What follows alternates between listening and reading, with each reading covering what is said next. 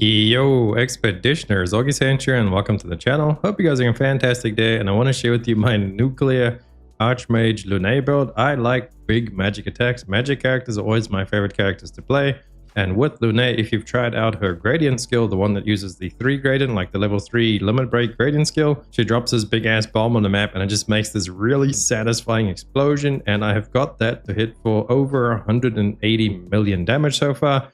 I'm sure there's some things we could tweak a little bit to make it even better, but for now, that is what I'm going to show you guys in the build. So we're mainly going to have like 2 builds in one, kind of like an Elemental Genesis build, so you can have all the stains do like crazy explosions, and we can max out the Gradient, but like all 3 of them on the first turn by using Verso to break the targets. I think we need at least 2 targets, and then we can go ahead and max out the Gradients to have 3 out of 3.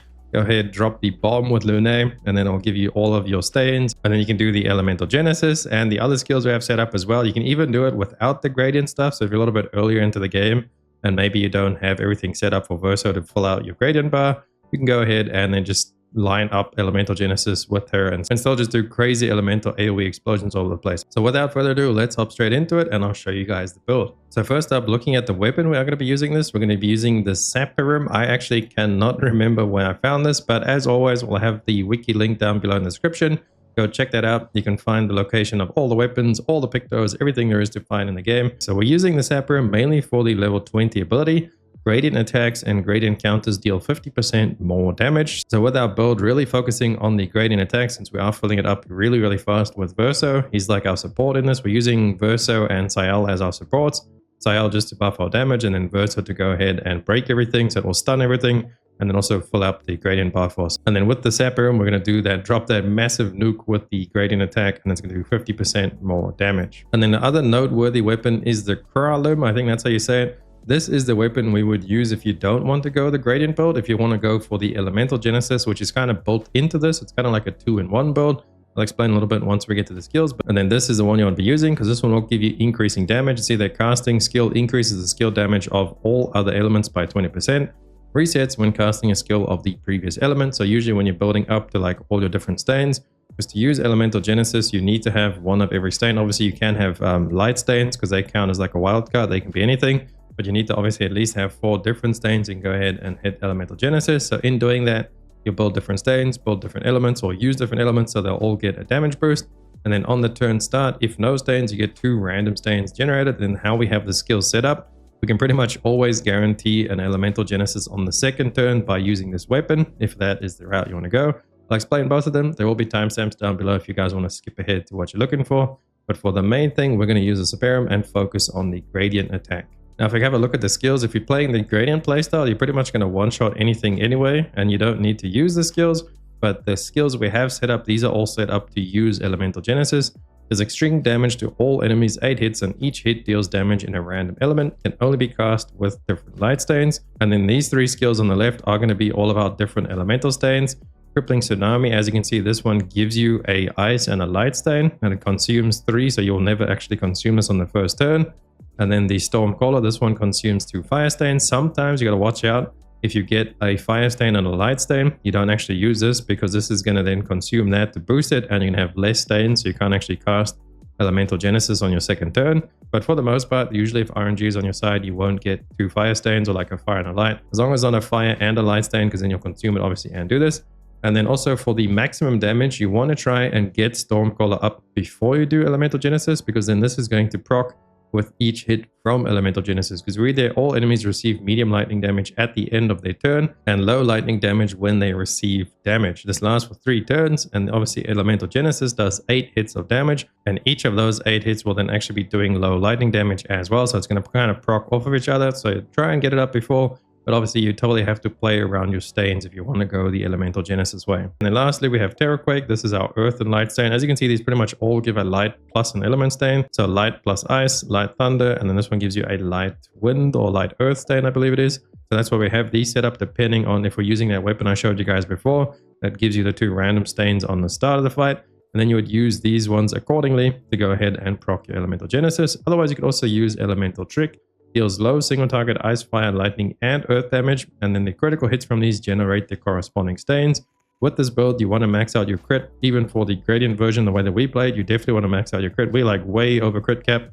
because our weapon actually is a luck-based weapon. So we can go ahead and maybe change out a Picto for some more speed.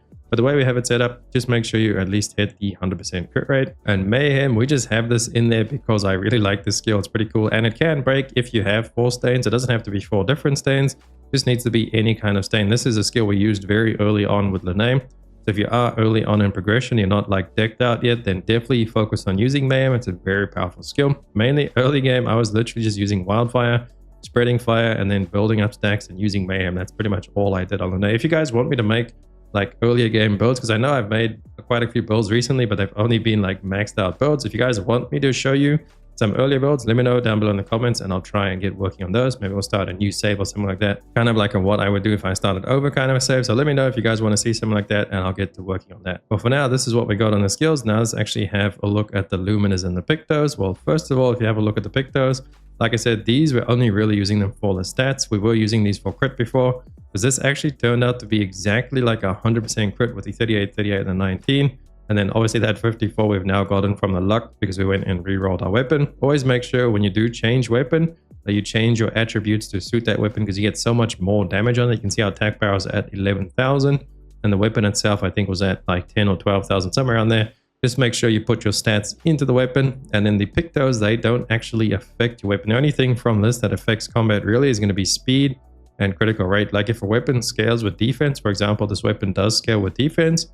If you use Pictos Via with defense on, that does not actually count towards the weapon's damage. Only your attribute stats count towards the weapon scaling on that front. Combat stats don't affect the weapon's damage at all. So like your overall attack power. So that's the Pictos. And then for the Luminas, as you can see, we have a bunch on here, mostly just all of the usual damage ones. We'll just quickly go through all of them. Then we have Auto Rush and we have Shell on Rush. So we get Shell on proccing Rush. And then we have Powerful on Shell. So those three are all just giving us buffs and working together. Burn Affinity, increase damage on burning targets. Targets will be burning because of our supports. And then skimming through these, Burn Affinity is good to increase your damage against burning. Targets will always be burning because we'll be using Verso to break them. I'll show you guys the Verso and the Sciel setup in a second as well, just to show you what they're kind of doing for our supports. But mainly you just want to get all the damaging stuff. And then energizing starts, you don't actually need these because you can run support Pictos on them when they die, which they will be auto dying at the start of the round. They give you 4 AP to your other characters.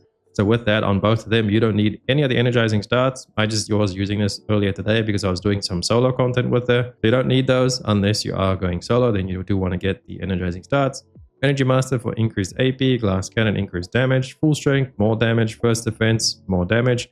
Gradient Fight, this is a pretty important one because you want to increase the damage with your gradient attack, since we will be focusing on this build as the gradient build. Greater Powerful, just to boost that even more. These are very important. Greater Powerful does give you quite a lot of damage boost. Greater Rush, just to increase that. Shell, Immaculate, this is just increased damage until a hit is received. If you kill everything, you don't receive a hit, so you keep the damage. In Media Res for shields, and then this is obviously going to go with Shielded Affinity, so we get more damage with shields on us. We will have 9 shields because each of these supports are going to die, and when they die, they're going to give us shields on res. So that's going to work out really nice. We get like 90% increased damage. Inverted Affinity over there is just for increased damage. Then we have Roulette again, just increased damage. Tainted for increased damage for each status effect on us, and we'll have a bunch of them applying to us. And then Warming Up is a nice one as well. Although with this build, we're pretty much going to one-shot everything on her first turn. So I think she'll only get 5% from this, but nonetheless, it is still pretty good. Teamwork, there's another 10%. And then lastly, Stun Boost is actually pretty important. 30% increased damage on stun targets.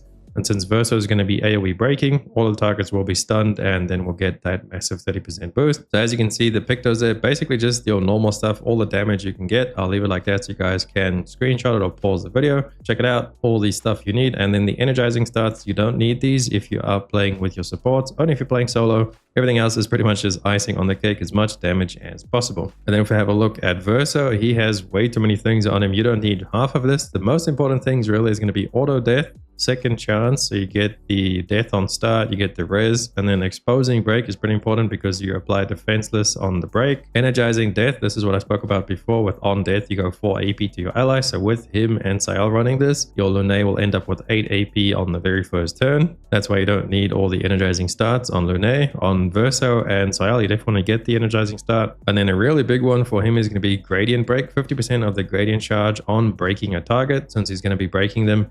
And he's going to really be building up the gradient charge. So very important that he actually gets this. And then another important one to go along with that would be charging critical. 20% of the gradient charge on critical hit. Make sure he's also at 100% critical. So we're going to do a multi-hit break skill, so it's going to hit the targets quite a lot. And then with that, with Verso on his first turn, as long as there's 2 targets, you'll be able to max out the gradient all the way up to 3 with just the setup we have here with the gradient break, the charging critical and all that stuff, building it all up. Then we have energizing break for AP on a target. And then we have burning break for apply 3 burn stacks on breaking a target. Burning death, apply 3 burns to all enemies on death, which is going to be right like at the beginning. Burning break, increase break damage on burning enemies. Doesn't matter too much because we don't really have him set up for massive damage. He's just going to be really used to break the enemies, burn them, mark them, activate powerless, build up the gradient, and then we also have greater powerless, so it's going to be even stronger on them, 15% increased damage reduction, and then greater slow because he will be applying slow with slowing break, as you can see there. Stun boost, increased damage, stun targets, doesn't really matter. We're just using him to break targets, build the gradient bar, and debuff targets. That's his job. So most of the stuff you don't really need on him. Just make sure you do get the ones where you can break targets, build up the gradient meter, and then apply burn to all the enemies. And then if we have a quick look over at Sciel, we're pretty much going to do the same thing as Verso minus the break, and instead of doing the focusing on the break and the gradient, we're going to do the auto bomb thing, so we die on death, auto death with the revive, whereas it the second chance, and then we're going to use her to really focus on marking. So her job is going to be marking and buffing for Lune, and then Verso's job is going to be dying and breaking and filling up the gradient bar. That's why we have the Pictos set up. Again, there's a ton of stuff here you don't need. We just had the Luminas. We still have a ton of Lumina left on her that we could go ahead and use. Mainly just want to get all the marking stuff. So I've gone ahead and like added free aim damage because we're going to be marking anyway. So we're doing a bunch of free aim shots and then giving the buff over to Sciel. Talking about the buff, let me show you guys real quick the skill. So the main thing on Sciel is Fortune's Fury and Marking Card. If you just want a 100% guaranteed way to mark, Marking Card is your best friend because it's no RNG on the free aim shots. What I usually end up doing, because Sciel does have 2 turns and I have it set up so that Lune goes third. We have first strike on Verso and we have first strike on Sciel, but we don't have first strike on Lune. So Sciel ends up going second, and then on her turn, her very first turn, I'll get her to marking card the enemy, and then I'll get her to use Fortune's Fury. So the targeted ally deals double damage. That's going to go on to Lune, but then she's going to drop the gradient bomb. And then what Verso does, the skills we want to be using on him, is we start out with Radiant Slash because this only costs 2 AP. It deals low light damage to all enemies, and it's going to break. So it's going to break on the very first hit. And then on his second turn, because he has the second chance, the cheaper one, I forgot the name of it, but it's like basically does what Cheetah does. Gets to play a second round, but he does less damage. We're going to use Phantom Stars. Deals extreme light damage to all enemies, 5 hits. And this is what's going to actually fill up the gradient bar, because all of those hits are going to be hitting a crit, and they're all going to be hitting burning targets or broken targets. That's all going to build up the gradient bar really fast. Has to be in that order. So you have to do Radiant Slash first and then Phantom Stars. I have tried doing it in reverse just to see what would happen, because Phantom Stars is also a break skill. But when I use Phantom Stars first and then I use Radiant Slash, for whatever reason, I just think there's not enough hits or crits, or maybe it's because we're hitting a broken target. That's the rotation. You start with Verso, Radiant, Phantom. That's going to have you at 3 gradient, and then it's going to be Sciel's turn, Marking Card, Fortune's Fury, and then it's going to be Lune's turn. And then you'll have the full out gradient will be maxed out, so you can just go straight ahead, wham bam, Bob's your uncle on gradient, and just explode everything on the screen. And if something survives after that, somehow you can just go ahead and build up whatever stains you are missing, and then use Elemental Genesis. It's going to be a big hit wombo combo over there. That does about 30-40 million as well. I think even more. Crazy amount of damage with that. So you can go ahead and just play. Like, you don't have to do the gradient thing at all. You could just use Lune with this build straight up as she is. Just change around your Pictos a little bit. You can probably like drop all the gradient boosts and stuff like that. That's how I like to play Lune, with like just magic, crazy big explosions going off all over the place and just wiping out the map. I think that pretty much covers everything there is about the build. Let me know if I missed anything or if I didn't explain anything well for you guys down below in the comments. Or if you have some ideas for us to maybe hit over 183 million. Not that we need it, because no boss in the game even has close to that amount of HP. Not even the super boss Simon. I believe he has about 90 million, so already almost doubling his HP pool anyway.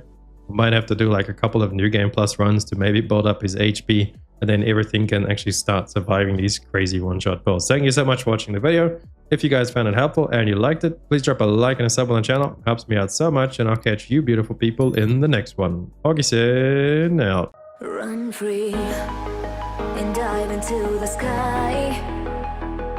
Hear the wind crying